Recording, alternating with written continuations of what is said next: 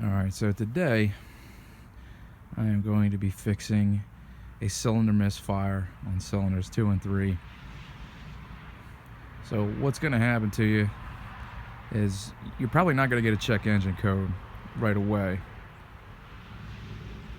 The car is going to just start shaking and sputtering under load. So at first it won't be bad. The idling will be pretty similar to normal idle. But as soon as you're in gear, and I don't know how this is going to work in automatic transmissions, honestly, I've got a manual, but when you're in gear going up a hill, the thing's just going to start shaking, and you're going to be, what the heck's going on? Don't know. And then, if you're lucky, you get it home, you scan it, and it'll pop up cylinder misfire, because pretty common. So there's a bunch of things you can check. I'm going to go through the most common. So the most common things you want to do right off the bat, if you got a cylinder misfire, is pull the plugs on the cylinders that are bad. And I pulled 2 and 3, and both plugs look just perfectly fine. The wires were all connected fine to the ignition coil. And then I checked the coil. When it was dark, I fired it up and let it idle. Saw if I could saw sparks. I sprayed it with a little bit of soapy water. These ignition coils have a tendency to crack when they go bad, and this one's only a couple years old. It's not cracked. But what I did find when digging deeper is these wires shook loose. Now, this is a problem I've been having all over this car. The trunk lid wires were causing my dash lights and rear running lights to stop working. Had to run a long patch in that. So when you got wires that take a crap like this, you're gonna have to opt for the whole new harness. Now this was about this was about $32 from Amazon. Got this the next day. It's a Dorman.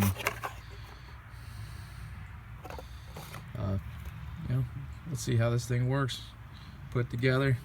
I'm going to release this clip here and try to hide these the connectors up in there.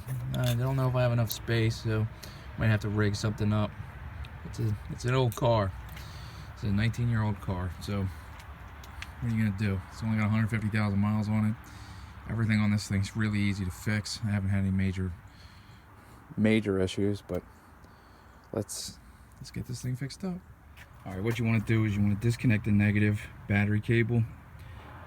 What I did was I pulled the air box off and the hose.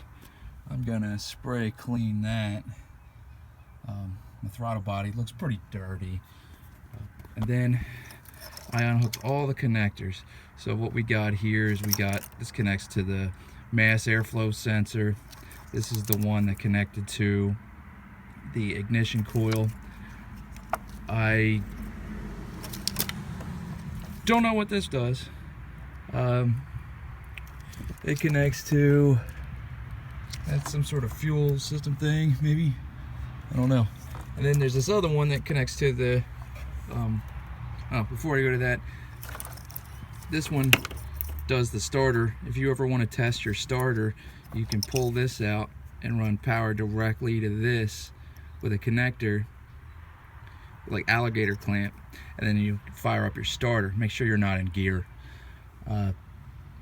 And when I pulled this connector, which connects to the back side of this ignition coil, I found some more exposed wire.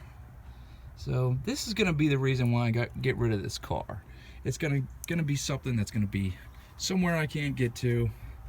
And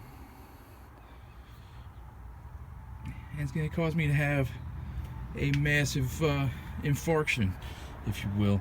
So what I'm going to do is I'm going to run to the auto parts store. I'm going to buy something I've probably needed for a while, and that's liquid electrical tape.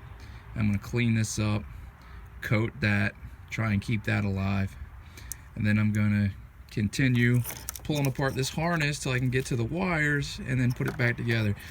One thing, this doesn't look factory. I don't know, maybe it is, but it looks like just somebody spliced something together already and wrapped a bunch of electrical tape around it. Maybe that's how that came from the factory. I don't know.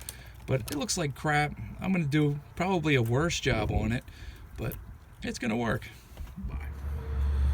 So I was going to tear this harness the whole way open, but it's being a real pain and it looks like it's about to rain. So I'm being rushed, doing some shade tree stuff. What are you gonna do? It's a 2001 Focus. You know, it's not like a collector's item. It's not the SVT. It's a piece of crap, really. I like it though, so I'm gonna keep it running. So what I'm doing now is I am splicing the old wires to the new ones with these heat shrink connectors, heat shrink butt connectors that came with the dormant part with the harness. So basically, as you can see, you know, just crimping on there. See the crimp marks? Crimping on, and I take a lighter to it. Don't have a heat gun, probably need one.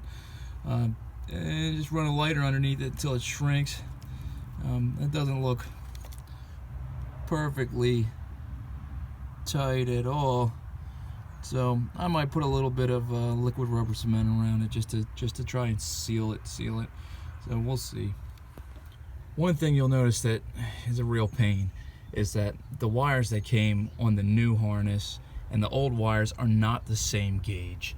I don't know exactly what gauge they are, but one thing I've been doing, because the butt connectors are meant to fit the gauge of the wire that the new harness is, what I've been doing is I will fold these wires over until they make a snug fit, and then I'll trim a little bit of wire if I have to, but I'd rather just try and get it to fold over so it fits tightly in the connector. That way it's not going to come loose in the near future. So now that we've got this wire folded over, I'm trying to do this one-handed, but you get it in there until it's pretty snug, and then you want to crimp it. See this little, you see the little mark in the middle? That's like a butt stop. I guess that's what they're called. So then you want to get your crimp right on the edge there to where it's snug. You know, you're going to be able to pull it off if you really try to. You just want it to be so that you can't it just doesn't slide off. And then once you get on there, you can pinch it a little bit harder, and then you want to run your lighter and close this gap. Heat gun, probably better. You just got to be mindful of everything else that's around it. I'm going to tell you right now, you're not supposed to have an open flame this close to a battery. Risk it all for my old Ford Focus. Look at that. That looks okay. This is what happens to old connectors. You know, that just happened pretty much naturally.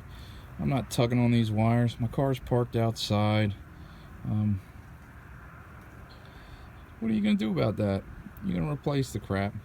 So what I'm going to do now is I clean this bad wire spot with a rag and some alcohol. Did that about, half an hour ago, 20 minutes ago, I don't know. I gotta watch. Oh shit. Anyway, one-handed. You really shouldn't do this either. I mean, I got a explosive freaking flammable rubber cement here right over top of the battery. You got stuff that can make it arc. Don't do any of this. You set yourself up a table like over there or something. Do it there. So I'm gonna apply this stuff, coat that little bit of wire, and see how it goes. Here's something else cool I found. Turns out the last time I put this thing on, after I changed my bootleg dry flow air filter, looks like I did not put this on properly, and now it's smashed it down to the point where it's sucking unfiltered air in. Cool. So I fired it up and it's idling good.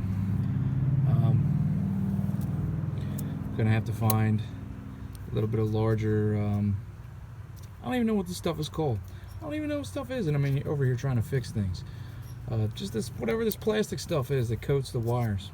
Heat shield coating, whatever the hell it is. I need to get a bigger piece to cover up my shrink wrap tubes. I'm probably gonna swing by somewhere and get it today, and then good to go until the next thing breaks, which it will. Peace.